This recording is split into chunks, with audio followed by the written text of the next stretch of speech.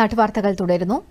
തിരുവനന്തപുരം കഠിനംകുളം ആതിര കൊലപാതകത്തിൽ പ്രതി ജോൺസന്റെ മൊഴി വിശദീകരിച്ച് ആറ്റിങ്ങൽ ഡിവൈഎസ്പി എസ് മഞ്ജുലാൽ. ആതിരയും ജോൺസണും ഒരുമിച്ച് താമസിക്കാൻ വീടെടുത്തിരുന്നുവെന്ന് പ്രതി മൊഴി നൽകി. കുട്ടിയെ ഉപേക്ഷിച്ചു വരാൻ തയ്യാറല്ലെന്ന് ആതിര പറഞ്ഞതിനെ തുടർന്നാണ് ബലം പ്രയോഗിച്ച് കഴുത്തിൽ കത്തി കുത്തി കൊലപ്പെടുത്തിയതെന്നും ജോൺസൺ മൊഴി നൽകിയതായി ഡിവൈഎസ്പി പറഞ്ഞു. ഈ കൃത്യത്തിനൊരു 3 ദിവസം മുമ്പ് പെരുമാതുറ വന്ന് റൂം എടുത്തു. ആ റൂമിൽ താമസിച്ചുകൊണ്ട് ആതിരയെ വീണ്ടും വിളിച്ചു.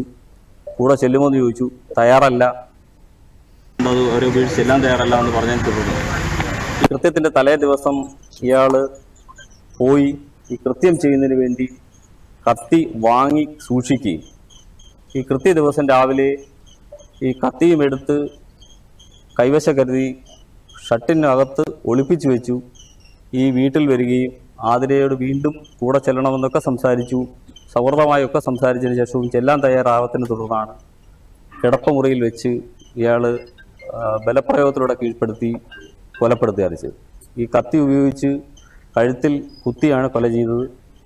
കൊലപ്പെടുത്തിയ ശേഷം അവിടെ തന്നെ ഇരുന്ന ആതിരയുടെ ആക്ടിവ സ്കൂട്ടറിൻ്റെ ചാവി എടുത്ത് ആക്ടിവ സ്കൂട്ടർ എടുത്ത് ഇയാൾ നേരെ ചിറയൻകീഴ് റെയിൽവേ സ്റ്റേഷനിൽ കൊണ്ടുവച്ച ശേഷം രക്ഷപ്പെട്ടു പോവുകയാണ് ചെയ്തത്.